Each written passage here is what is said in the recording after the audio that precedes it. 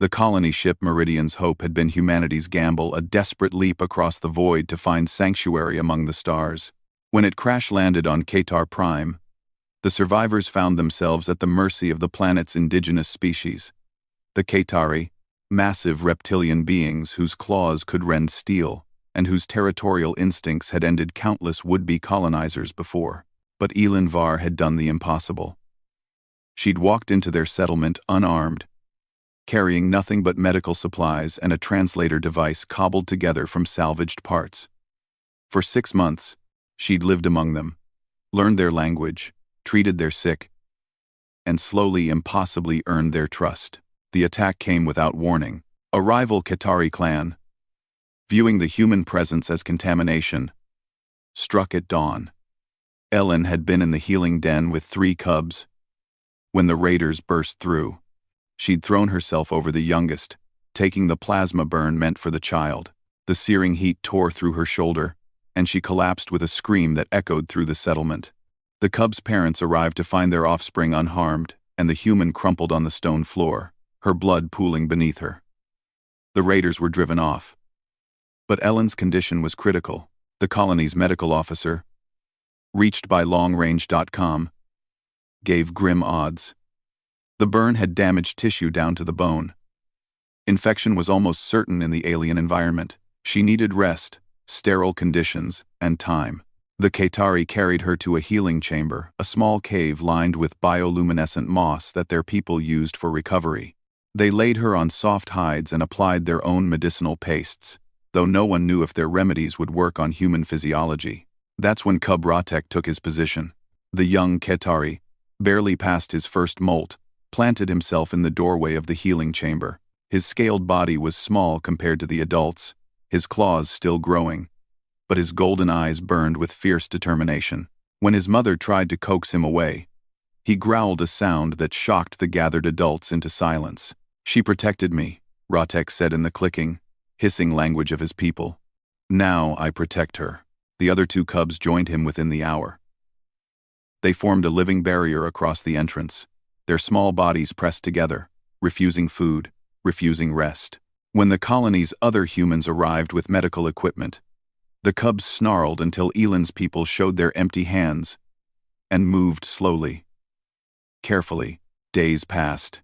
Fever gripped Elin, and she thrashed in delirium, crying out in languages the Qatari didn't understand.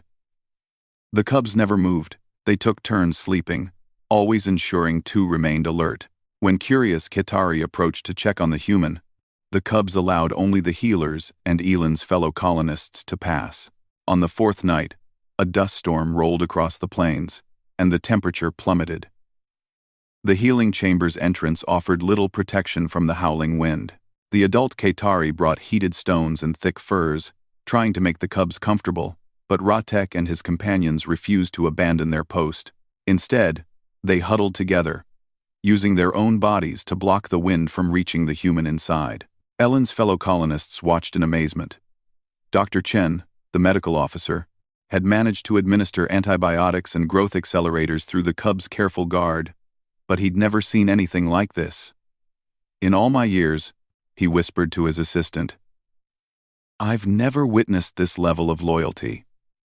Not from humans, and certainly not across species." By the 7th day, the fever broke.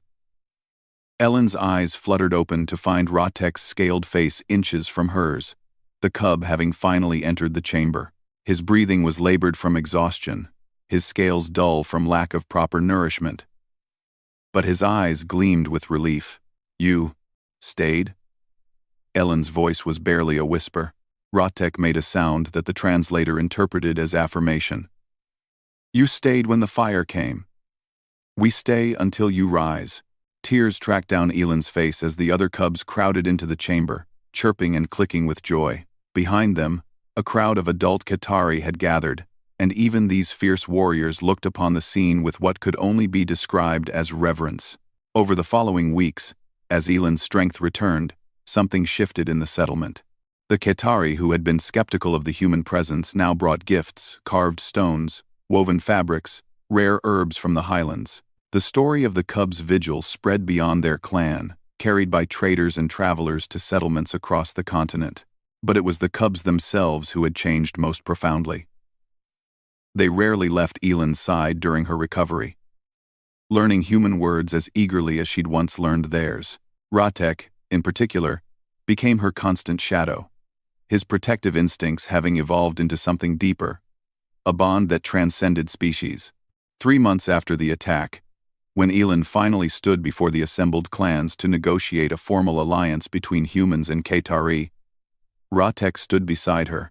The young cub who'd guarded her door had become a symbol of something new, proof that loyalty, courage, and compassion needed no translation. "My people have a saying," Elin addressed the gathering, her hand resting on Ratek's scaled shoulder. "Actions speak louder than words. When I fell, I was just an outsider, a strange being from a distant world. But these cubs saw past scales and skin. They saw someone who needed protection, and they gave it without hesitation or thought of reward." She looked down at Ratek, who gazed back with those intelligent golden eyes. "They taught us that family isn't defined by blood or species. It's defined by who stands at your door when the darkness comes." The crowd erupted in the Qatari expression of approval, a thunderous stamping of feet that shook the ground. And in that moment, the alliance between their peoples became more than a political necessity. It became inevitable, because when the human was wounded, the cubs had guarded the door. And in doing so, they'd opened a gateway to a future neither species could have imagined alone.